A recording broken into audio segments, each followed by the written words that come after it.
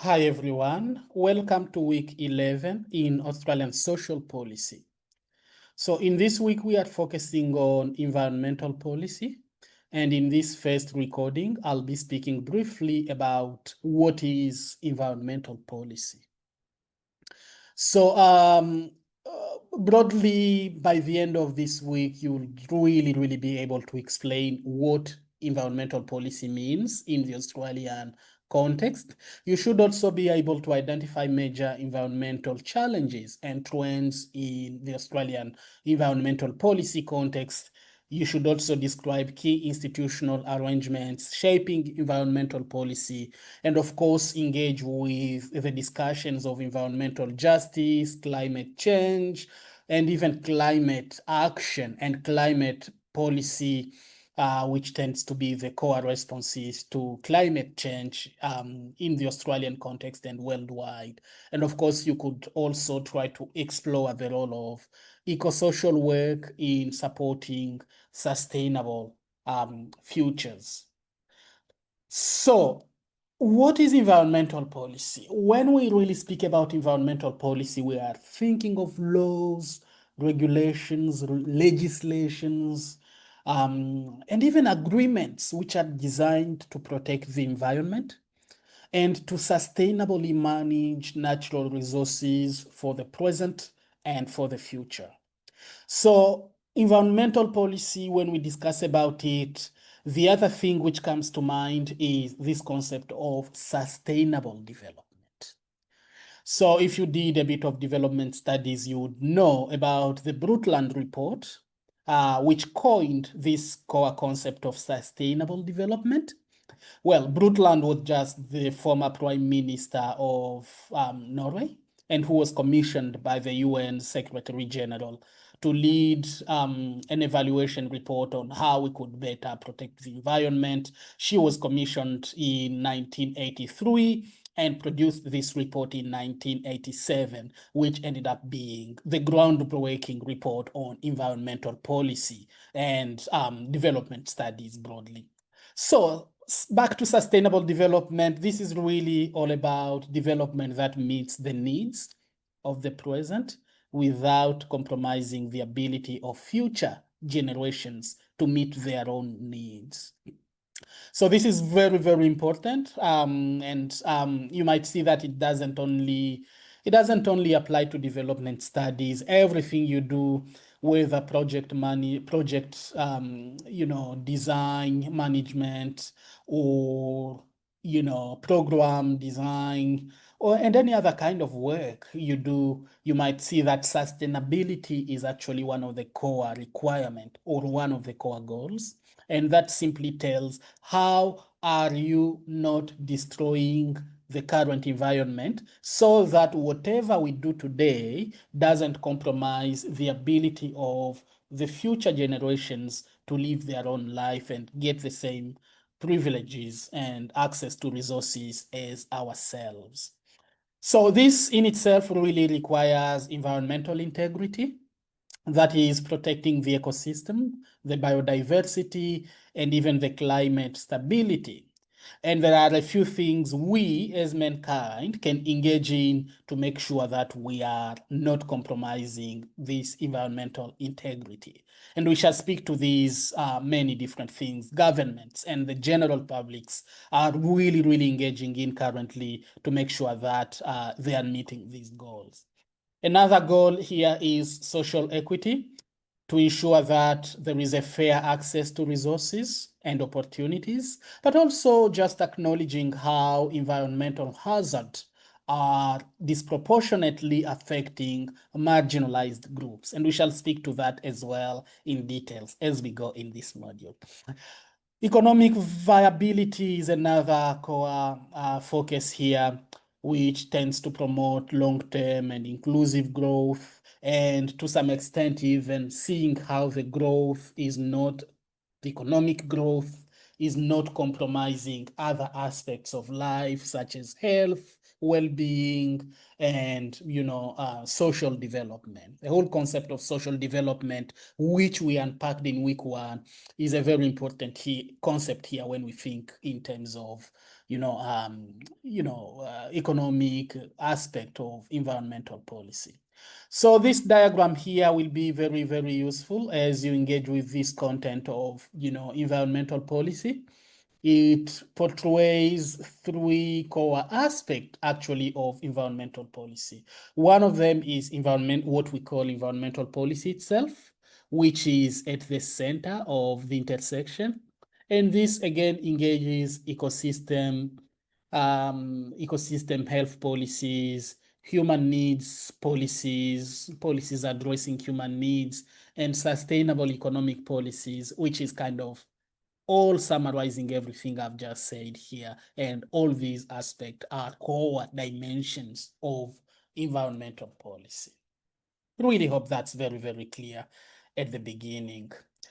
So environmental policy also sets the rules and guidelines for how Australia manages its natural resources and addresses environmental issues such as the pollution, land use, and conservation. So it also provides a framework for balancing the growth with environmental protection, because actually there is this understanding that we want economic development, we want economic growth, but at what cost? That shouldn't always come at the cost which requires us to destroy completely the environment, not only for us, but even for future generations. And this is a very important consideration, really, when you are engaging in economic activities. This also ensures that goods and services are produced in a sustainable way. If you go in supermarkets, you'll find, specific goods, including even consumable food and other manufacturing products, which, on which it's clearly written that this has been produced in a way that doesn't destroy the environment and so on and so forth. Again, it's all for the goal of ensuring that these core goals of environment policy are being met, but also that human health and the ecosystem are not being destroyed. And I really want to insist here on the ecosystem. This whole idea that there is an interconnection between humans, but all that lives. We humans are human because there are animals somewhere, because there is nature somewhere, because of what is known as the ecosystem. So in a sense, there is no existence in isolation. We exist because other beings exist in the world, and there is that kind of interdependency between all of the beings, between humans, non-humans, vegetables, and so on and so forth. It's a very important consideration here to also take into account. So environmental policy can also be considered as environmental protection and conservation.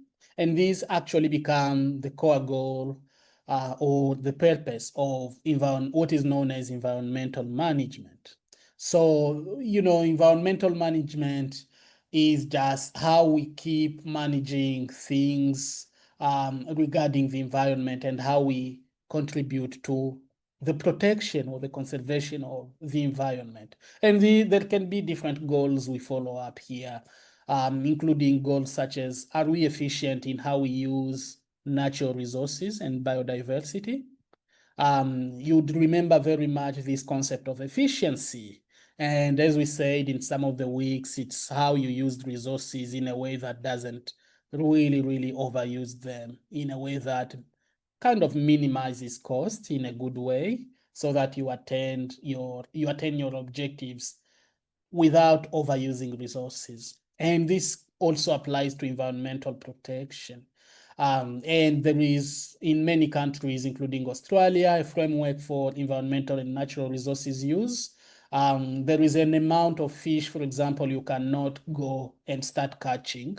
I believe if you want to go for fishing, there will be an amount of fish you are not allowed to catch. There will be probably a number of animals if you want to go for hunting. There will be legislations around that. Again, the idea here is that, are we being efficient in how we use the environmental resources? Sustainability is another one. Do we use resources in a way that minimizes environmental hazard and environmental harm in particular? We simply cannot go and start cutting trees when we understand that not having any trees in this country might lead to, difficult environmental hazards, which nobody would be able to respond to. So sustainability here is an important aspect. And then how we contribute to pollution reduction. And I think this is really, again, a core focus of Australia's environmental policy. So another core idea I wanted to introduce here is that environmental policy is a broader and very broad concept which really covers all issues that affect the environment, including pollution, biodiversity, water management, and even aspects of climate change, which we shall speak about. Whereas there is a specific policy focusing on climate change.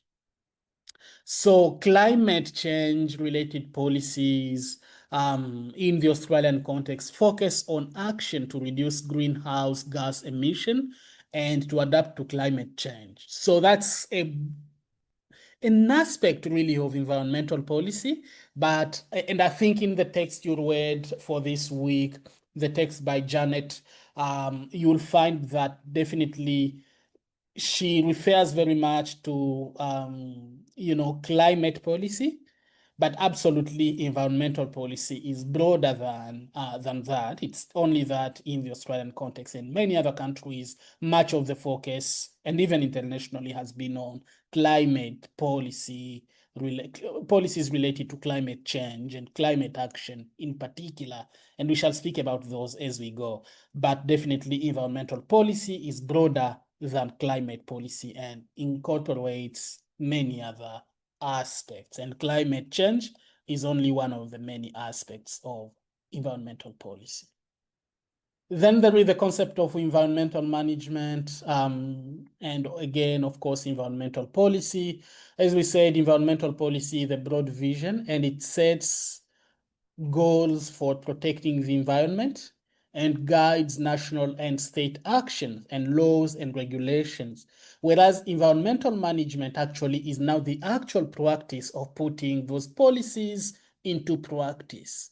It really involves activities like monitoring air and water quality, enforcing regulations and laws related to emission, and any activity that might contribute to climate change or climate hazard, and of course, restoring damaged ecosystems. Both of these aspects are essential for Australia's sustainable future. So environmental management, again, is how we use resources and manage resources in a purposeful way, with the goal to maintain and improve the state of the environmental resources affected by human activities. Environmental resource management also aims to ensure that ecosystems are protected and maintained for equitable use by future generations. And again, this echoes the idea of sustainable development. This concept of sustainable development will probably be with us all the times in any program you are doing. You'll find that the concept of sustainability is really at the heart of everything you really want to engage in. On this slide, we have some important links, which I'll also include in the workbook for this week, and I'll really encourage you to engage with those. Thank you, and see you in the next recording.